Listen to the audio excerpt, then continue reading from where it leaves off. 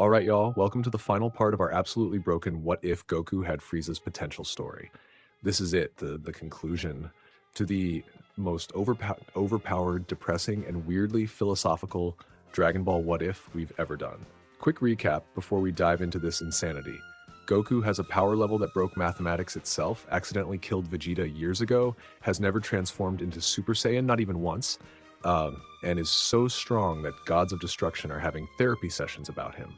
His son Trunks gave up training because what's the point? And everyone on Earth treats Goku like a walking nuclear bomb that learned how to farm. The Grand Priest just tried to offer him godhood and Goku said no.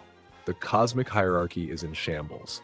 And our boy just wants one thing, that he's wanted since he was 12 years old. A real fight. So that's exactly what he demands. The scene is Zeno's palace. All the angels are there. All the gods of destruction, the supreme Kais, even Zeno himself sitting on his little throne, kicking his feet like kids at a movie. Grand Priest is standing before Goku, and for the first time in his existence, he looks concerned. Son Goku, you must accept a position in the divine hierarchy. Your power is, fight me. Everyone freezes. I'm sorry. Fight me, all of you, every god, every angel, everyone, at once. Beerus chokes on air. Are you insane? Maybe.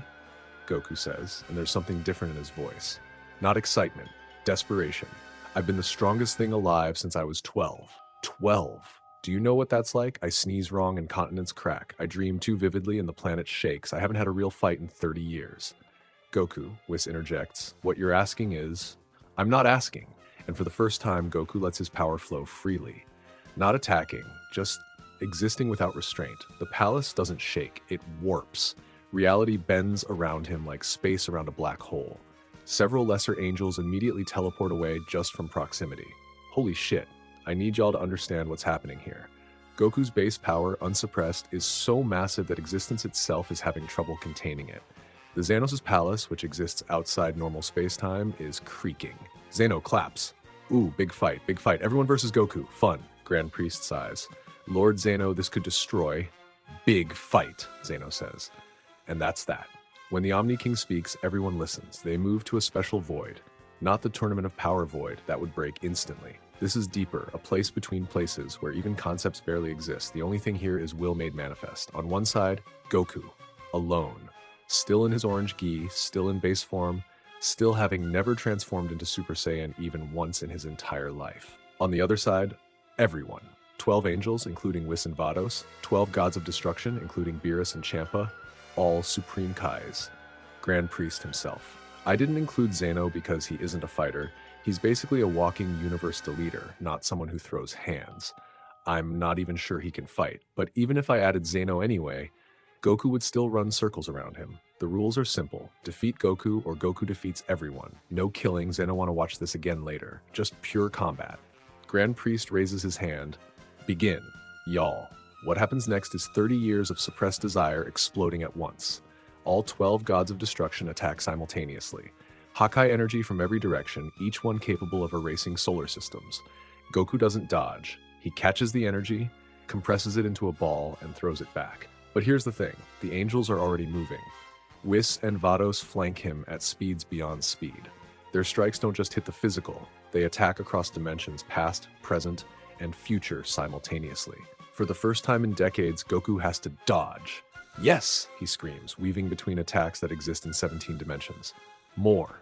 Belmod uses his justice chains, Quidella creates destruction mines in the air itself, Hella's warps space to attack from inside Goku's own body, and Goku is laughing. Not his usual cheerful laugh. This is primal. This is decades of frustration finally finding release. He catches Champa's tail, swings him into Beerus, blocks a combined attack from 6 Supreme Kais with his shin, headbutts Moscow so hard the robot god's entire system needs rebooting.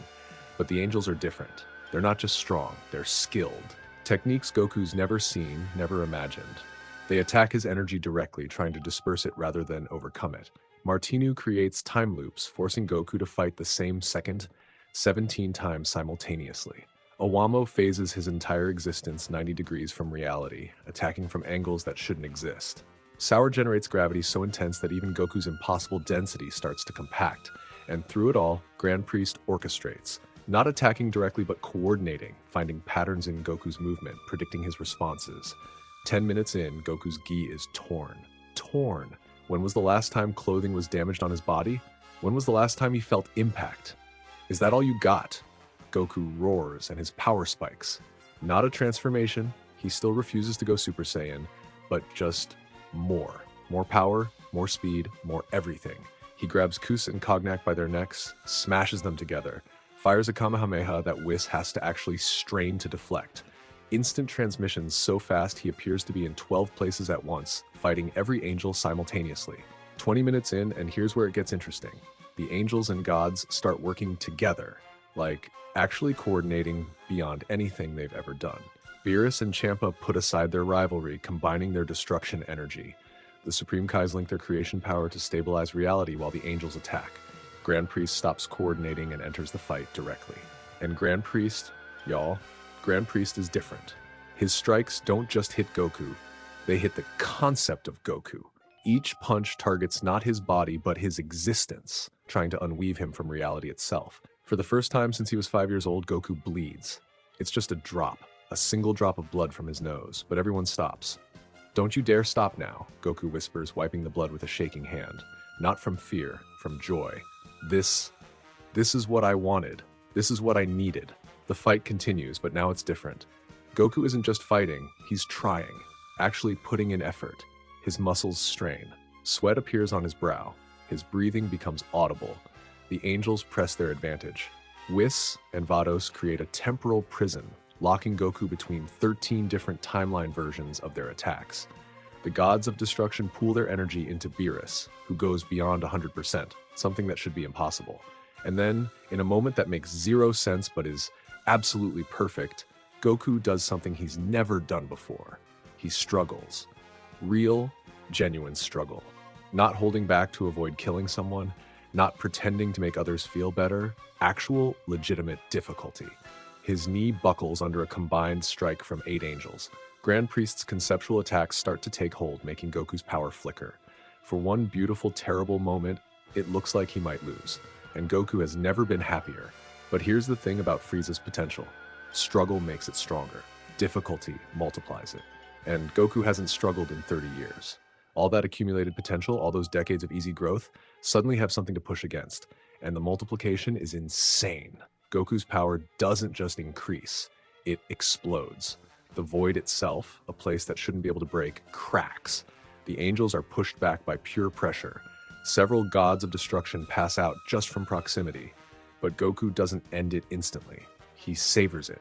Trades blows with Grand Priest that delete pocket dimensions, catches combined angel attacks and redirects them, takes hits that would unmake universes and asks for more. Finally, after 45 minutes, the longest fight Goku's had since childhood, he stands victorious. Every god is down or yielding. Every angel is exhausted. Grand Priest himself is on one knee, something no being has ever seen. And Goku? Goku is crying. Not from pain, not from sadness, from gratitude. "Thank you," he says. "Thank you for giving me this." Zeno is ecstatic, clapping and demanding an encore. But Grand Priest raises a hand. "Son Goku," he says, standing with dignity despite his defeat. "You have proven yourself beyond any doubt. You are the strongest thing that has ever existed or ever will exist. Now, we offer you a choice." He gestures and 3 paths appear. Become a god of destruction. Rule over a universe, maintain balance, have purpose. Become an angel. Guide others, exist beyond mortal concerns, achieve true enlightenment. Or, Grand Priest hesitates, become the new Omni King. Zeno-sama is willing to step aside for someone of your power. The entire void is silent. Everyone, gods, angels, even the Omni King, wait for Goku's answer. Goku looks at each path, then looks at Grand Priest, then smiles the saddest smile in creation. "I just wanted to be normal." "What?" "I've been a god since I was 12. Not by choice, just by existing. I killed my grandfather by accident when I was 3. I killed Vegeta trying to save him. I can't hug my son without concentrating. I can't make love to my wife without conscious effort not to break her. I can't eat with chopsticks because they dissolve in my hands. I just want to be normal." Grand Priest stares. "You would give up this power? I never wanted it. It just happened. Every day getting stronger, every moment growing beyond everyone else. Do you know what it's like to be so strong that existence itself is an effort? To know that a stray thought could unmake reality? I just want to be human. Please." Grand Priest is silent for a long moment. Then, There is a way, a technique so dangerous that even I have never attempted it. It doesn't remove power. Nothing can do that. But it can teach you to suppress it so perfectly that even your potential becomes dormant. Yes, whatever it is, yes. The ritual takes 10 days. The pain will be beyond anything you've experienced. You might die, you might cease to exist, you might become something worse than dead. I don't care if there's even a chance. Grand Priest nods slowly. Very well. They return to Earth for the ritual. Goku insists on it. If he's going to die or cease to exist, he wants it to be on the planet he protected. The ritual is called the Chains of Mortal Will. It's not about binding power. It's about teaching the soul to forget it has power at all. To make godhood dormant, sleeping so deeply it might as well not exist. Bulma holds his hand as Grand Priest begins. Trunks watches from a distance, not sure if he should hope for his father's success or prepare for his death. Day 1. Grand Priest inscribes symbols that exist in 17 dimensions onto Goku's body. Each one burns not just flesh, but existence itself. Goku screams but doesn't move. Day 2. Chains of pure concept wrap around Goku's power, trying to contain infinite energy. Several chains shatter instantly. Grand Priest repairs them, tries again. Goku's screaming has stopped. His throat gave out. Day 3. The Earth starts to crack from the pressure. Whis and Vados have to maintain reality bubbles to keep the planet intact. Goku's body begins to flicker between existing and not. Day 4. Goku's power fights back unconsciously. Energy lashes out, nearly killing everyone. Bulma refuses to leave. If he dies, I'm dying with him. Day 5. Something shifts. The chains stop breaking. The power stops fighting. Goku stops flickering. For a moment, everyone thinks he's dead. Then he gasps. Day 6 to 9. The real work begins. Not binding the power, but teaching Goku's very essence to ignore it. To make suppression not an act of will, but an act of existing. Every atom of his being is reprogrammed, told to forget its strength. Day 10. The final seal. Grand Priest looks exhausted, the first time anyone's seen an angel show fatigue. This is the moment. Either it works, or everything ends. He places his hand on Goku's forehead. There's a flash of light so bright that even the Omni King, watching from his palace, have to shield his eyes. When it fades, Goku collapses. Goku wakes up 3 days later. The first thing he notices is weight. His body has weight. His arms feel heavy. His breathing takes effort. He's never been happier. Did it work? Bulma asks, tears in her eyes. Goku sits up, slowly, carefully, like a normal person would. He reaches for a glass of water on the nightstand. Picks it up. It doesn't shatter. The water doesn't evaporate. His fingers don't phase through it. It worked, he whispers, then louder, laughing. It worked! He hugs Bulma without restraint for the first time in 30 years, kisses her without fear. Trunks joins the hug, and for once, Goku doesn't have to hold back. Grand Priest explains, your power isn't gone, it's sleeping. Suppression is now your natural state. You can access your true strength if needed, but it requires conscious effort. And while suppressed, your potential is dormant. You won't grow stronger by accident anymore. So I'm normal. As normal as someone with infinite power sleeping inside them can be. Your resting power level is now approximately 100, like a strong human. Goku tests it, throws a punch. It's fast for a human, slow for what he was. He tries to fly and can't. Tries to sense energy, barely can. He's never been more relieved. The next year is the happiest of Goku's life. He farms, and the crops actually grow because he's not accidentally irradiating them with power. He spars with Krillin and actually has to try. Not pretend to try. Actually try. He loses sometimes and laughs about it. He enters the 26th World Martial Arts Tournament as a regular fighter. Makes it to the semi-finals before losing to a young up-and-comer. The crowd cheers for both fighters equally. No one runs in terror. Trunks starts training again, knowing he can spar with his father without fear. They bond over martial arts in a way they never could before. The people of Earth slowly stop fearing him. He's still Son Goku, Earth's hero, but now he's also just Goku, the farmer who's pretty good at fighting. Piccolo visits more often. They meditate together, and for once, Goku's meditation doesn't accidentally open portals to other dimensions. Even Android 17 and 18 come by sometimes. They have actual conversations that don't revolve around everyone being terrified. 1 year after the ritual, Goku and Bulma sit on the same hill where they first met all those years ago. The Dragon Balls are scattered around them. Not for a wish, just for nostalgia. Any regrets? Bulma asks. About what? Giving up being the strongest in the universe, in all universes. Goku thinks about it. Really thinks. I was never the strongest, he finally says. I was just the loneliest. Strength without challenge isn't strength. power without purpose isn't power, it's just existence. Very philosophical for you. Piccolo's been teaching me big words. They laugh. Then Bulma asks, what if something threatens Earth? Something big. Goku smiles, then I'll protect it. The power's still there, sleeping. Grand Priest made sure of that. If the universe really needs that kind of strength, I can access it, but only if there's no other choice. And if you have to become that strong again, permanently, then I'll deal with it. But until then, he pulls her close. I'm just Goku. Husband, father, farmer, friend, Saiyan, or close enough. They kiss as the sun sets, and for the first time in his life, Goku doesn't have to hold back. In the distance, Shenron rises from the Dragon Balls unbidden, a cosmic acknowledgement that balance has been restored. The dragon looks at Goku, nods once, and disappears. But wait, there's one more scene. Because this is Dragon Ball, and we need our proper ending. 5 years later, Goku's teaching at the martial arts school. He's sparring with a group of kids, power level maybe 5 each. He's having to work to keep up with all of them at once. One kid, a little girl with pigtails, lands a solid hit on his jaw. Goku goes down dramatically. Oh no, you got me, I'm defeated. The kids cheer. The little girl helps him up. Mr. Goku, were you really the strongest fighter ever? Goku ruffles her hair. Nah, the strongest fighter is the one who knows when not to fight. That doesn't make sense. It will when you're older. As the kids run off to lunch, Krillin walks over. You know, you could have dodged that. Where's the fun in that?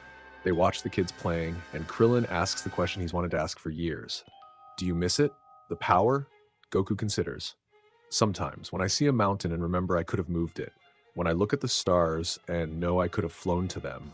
But then I remember what that power cost. Grandpa Gohan. Vegeta. 30 years of isolation.